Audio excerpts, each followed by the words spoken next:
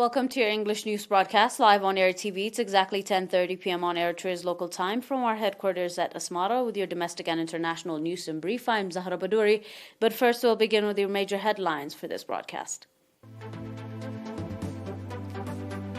Meeting on conservation of marine resources.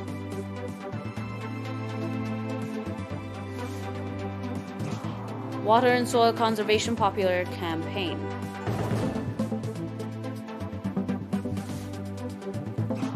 China-EU Virtual Leaders Summit. Buyers of Russian gas have weeks to pay for supplies in rubles.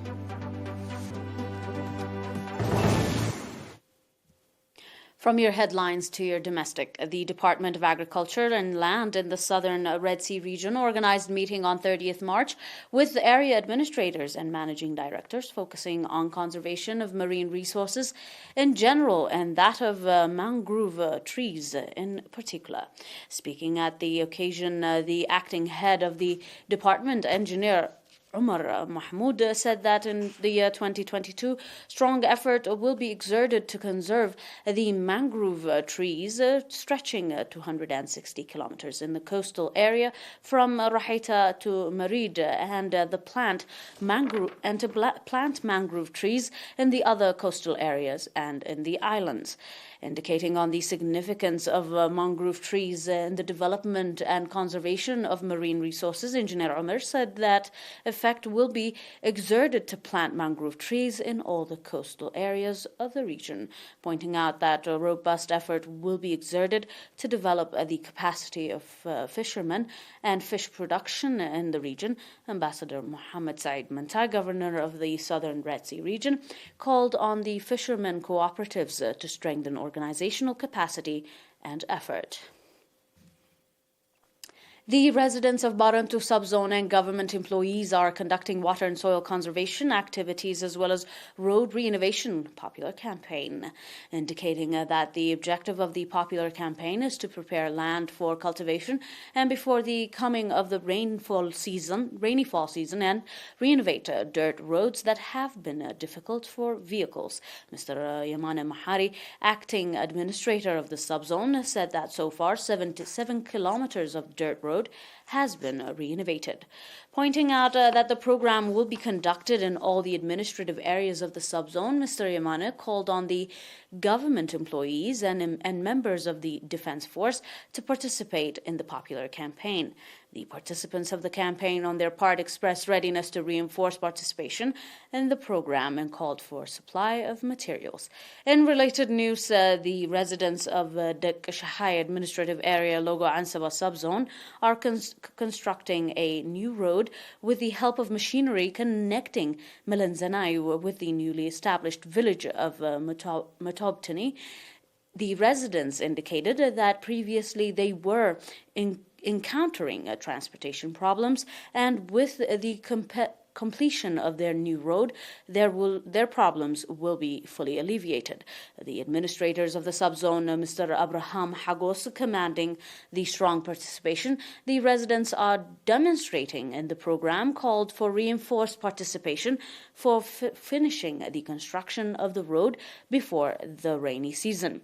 According to reports, the road will serve the residents of villages of Intelai, Ziban, Gazatsalam, Dembe Shtol, and others.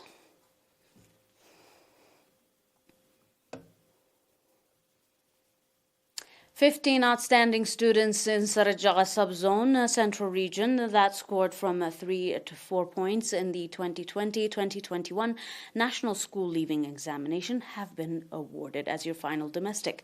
At the occasion held today on 2nd April, the director of Mbadorho School, Mr. Goito Nefas, said that the award will have a significant contribution in encouraging the students to work hard in the future educational careers, and called on the society and parents in particular to reinforce contribution for the sustainability of the program.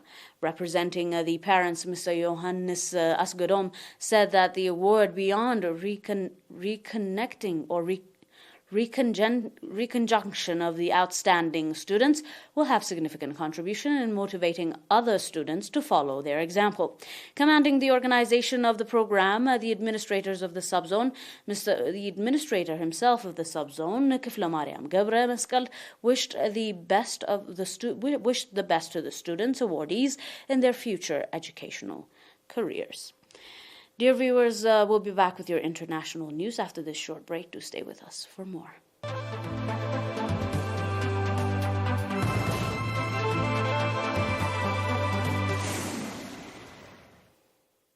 And on your reports on the global line, China has offered the European Union assurance that it will seek peace in Ukraine as it resists pressure from the grouping to adopt a tougher stance on Russia. In the first China-EU summit in 2 years, Premier Li Qingshan told EU leaders that Beijing would push for peace in its own way, while President Xi Jinping, who has developed a closer relationship with Russian President Vladimir Putin, said he hoped that the EU would take an independent approach in a nod to Europe's close ties with the United States. The EU told Beijing during the virtual summit not to allow Moscow to circumvent Western sanctions imposed over Russia's invasion on Ukraine.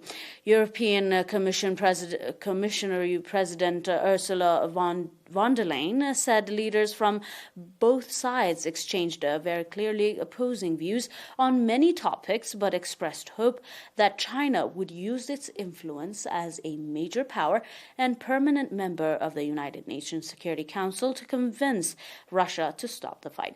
European Council President Charles Michel told a news briefing with von der Leyen after the first summit since December 30th, 2020, that they called on China to help end the war in Ukraine. China cannot turn a blind eye to Russian violation of international law, was reported.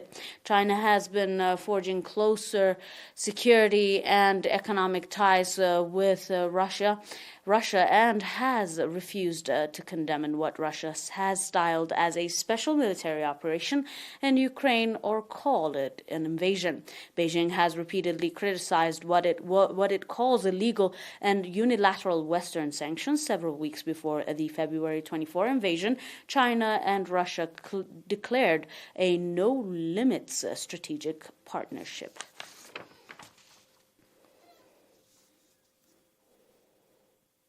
On another report on Russia, buyers of Russian gas have weeks to pay for supplies in rubles, the Kremlin has reported, adding that Moscow will not turn off the taps on Friday. President Vladimir Putin signed an order on Thursday saying countries deem hostile those that have imposed sanctions on Russia following its invasion of Ukraine should pay from April the 1st for gas in rubles or see their contracts in halts. Western countries have said payments in rubles would breach a contract that can take months or more to renegotiate, while Germany, Europe's top economy and industrial powerhouse, branded the Russian decree political blackmailing.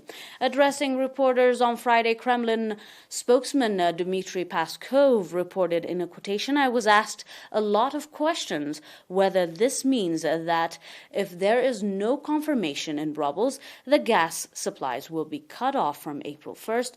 No, it doesn't."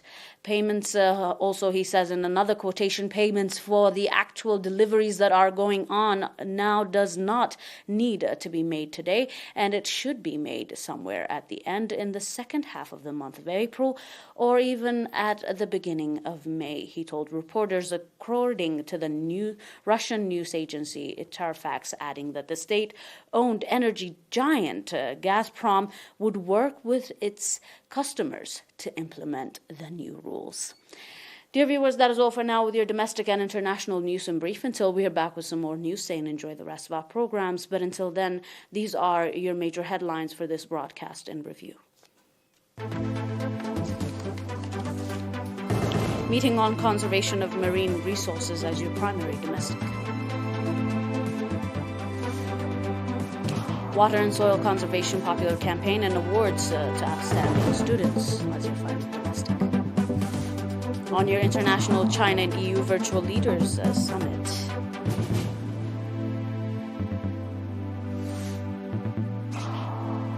Buyers of Russian gas have weeks to pay for supplies in terms of ruble.